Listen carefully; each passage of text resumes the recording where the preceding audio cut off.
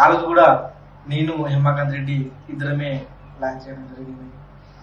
ఆ రోజు company ఫరం open చేసినప్పుడు పార్ట్నర్ మీరు ఉన్నానంటే వద్దు మధు, మీరు దగ్గరున్న ఎవరైతే దగ్గర ఉన్నారో వాళ్ళకు పార్ట్నర్షిప్ తీసుకో, నేను బ్యాక్గ్రౌండ్ ఉండి సపోర్ట్ చేస్తా, బ్యాక్గ్రౌండ్ నుండి వర్క్ చేస్తా అని చెప్పడం జరిగింది.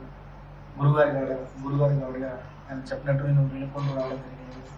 ఆ రోజు బయట వాళ్ళకు మా ఇంట్లో నుంచి మా సిస్టర్కి, నేను మా చెల్లెలకు దీంట్లో డైరెక్టర్గా పెట్టుకోవడం జరిగింది.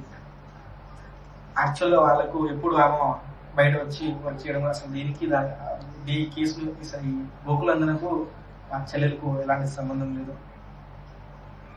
ఈ భూమి దగ్గర పోలే, ఇక్కడ పైసలు కట్టలే, ఎక్కడి నుంచి పైసలు తీసుకురాలే, చేసింది నేను హేమకాంత్ రెడ్డి ఇద్దరు చేసినాం.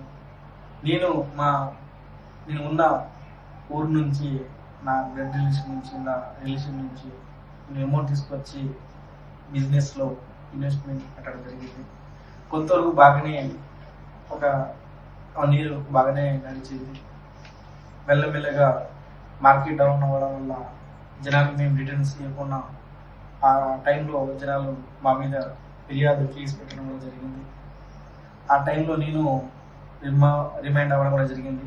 ఆ టైంలో కూడా నేను ఎక్కడి నుంచి డబ్బులు తీసుకొచ్చాను, ఎవరి దగ్గర నుంచి డబ్బులు తీసుకొచ్చాను, ఏజెంట్ల పేరు కూడా ఆ రోజు నేను కేసులో చెప్పడం జరిగింది.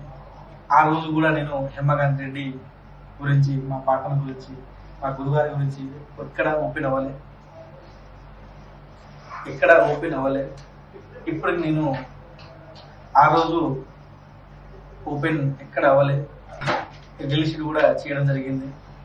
ఆ టైంలో బండి శివకుమార్, హేమకాంత్ రెడ్డి, రమావత్ మధు అని నేను ముగ్గురం శుభక్షేత్ర ఫరం ఓపెన్ చేయడం కూడా జరిగింది.